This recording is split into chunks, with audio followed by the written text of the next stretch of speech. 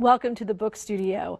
I'm your host, Beth Ann Patrick, and today I'm really pleased to be here with novelist Chris Bohjalian. His new novel, Skeletons at the Feast, is out in paperback from Shea Erhardt Books. Chris, thanks so much for being here today. It's a pleasure to be here. Thanks for having me on. It's really a delight, and Skeletons at the Feast is an historical novel and quite a departure for you from your previous books. Can you tell us a little bit about how you came to write this one? I can. Way back in 1998, a good friend of mine and I were picking up our daughters at kindergarten, and he said, "Would you take a look at my grandmother's diary?" Now, normally when somebody says to a novelist, "Would you look at the family diary?" your immediate reaction is, "Dear God, no, anything but that, just start the waterboard torture." But he's a good friend of mine, and so I said, sure, I'd take a look at it. His grandmother had lived in Germany from 1898 to 1945, and from 1922 to 1945, she'd been the matriarch on a massive baronial estate in East Prussia.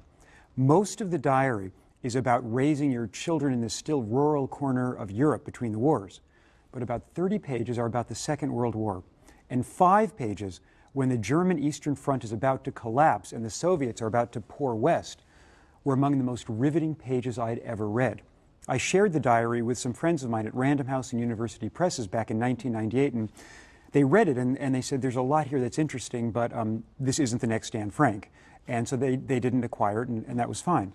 And at the time, I was writing books like Midwives and Transistor Radio. So the notion of writing a bit of historical fiction didn't cross my mind. 8 years later, I read Max Hastings' Armageddon about the last year of the war in Germany, and I had these freakish moments of deja vu, and I realized the diary. So I looked at it again and started a novel. That's amazing, and I want to talk about the title, Skeletons at the Feast, because I want to have you explain where it comes from and how it applies to the book overall, but then how it applies specifically to these characters who are quite a ragtag, amazing band. But I love them. These are my favorite characters I've ever spent time with. I love 3-word titles. I'm a firm believer that the best books are 3-word titles, first word The Great Gatsby, The Lovely Bones, The Kite Runner, The Da Vinci Code. So I really wanted this book to have a 3-word title beginning with The. And I wanted it to be The Something Girl because I just love the heroine, Anna Emmerich, so much. And I couldn't find that middle word. And at one point when I was looking through the manuscript, just editing, not even thinking about a title, I came across a scene when Anna's father is trying to convince Anna's uncle to evacuate ahead of the Russian army. And the uncle sort of throws up his hands and says with a sort of grim, mordant irony, "What's the point? We're all just skeletons at the feast anyway." And I like that expression a lot, skeletons at the feast, because it's open to myriad interpretations. And readers can either view it as having to do with Cécile Fournier, who's a Jewish concentration camp prisoner who's being part of a forced march. They can view it as a reference to, as you put it, sort of that motley group of other people who are trying to go west. Anna Emmerich, her lover, a Scottish POW, and a 26-year-old German corporal who's very mysterious. Or it could be a reference to war generally, all those images we've seen of skeletons over battlefields, especially in First World War posters. Or it's a reference to the Holocaust.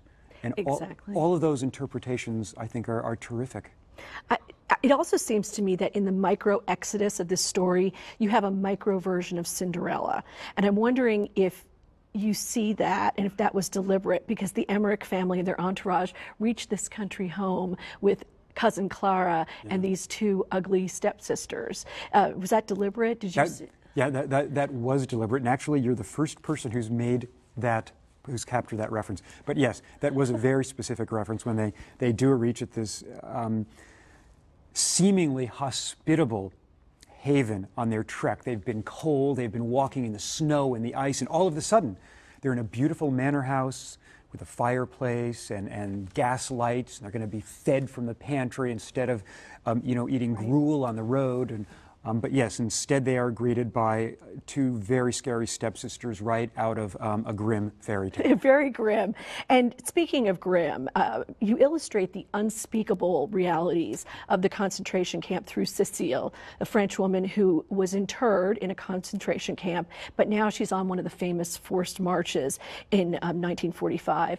What message, after all the books about the Holocaust and all we know about the unspeakable not being able to be written, would you like your readers to take from this book about that event?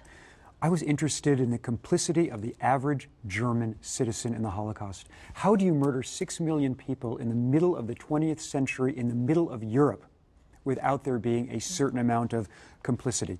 Either people doing nothing because they feel powerless, or people doing nothing because they've bought into the horrors of the Third Reich. And that's what I wanted to examine. How did first the civil rights of all of these citizens be eroded throughout the 1930s, and then how did so many people look the other way during the quote-unquote deportations? And I have a question for you about your previous novels. I heard that recently you told an audience you don't really like any of your other books now that you've written this one. Yeah, I actually didn't like many of my previous books even before I wrote Skeletons at the Feast. I always start books with enormous ambition for them. This is the time I'm really going to get it right. This is the time I'm really going to do my characters justice. And about halfway through the book, I realized that I'm not up to the task. I'm not the stylist, I'm not the thinker, I'm not capable of moving characters around with sufficient fluidity. And it's just a slog to the end to get to a first draft that I can try to salvage through second, third, fourth, fifth, sixth drafts. Skeletons at the Feast really drove that point home to me. Of all the books I've written 12, Skeletons at the Feast is my favorite, and I think if I live to write another 12, it'll remain my favorite. I just care so much about that motley group of people. That's lovely. The book is Skeletons at the Feast. The author is Chris Bohjalian. It's out now from Shea Earhart Books in paperback. Chris, thank you so much for being here today. Well, thanks for having me on. It's a real pleasure. Join us next time at the Book Studio.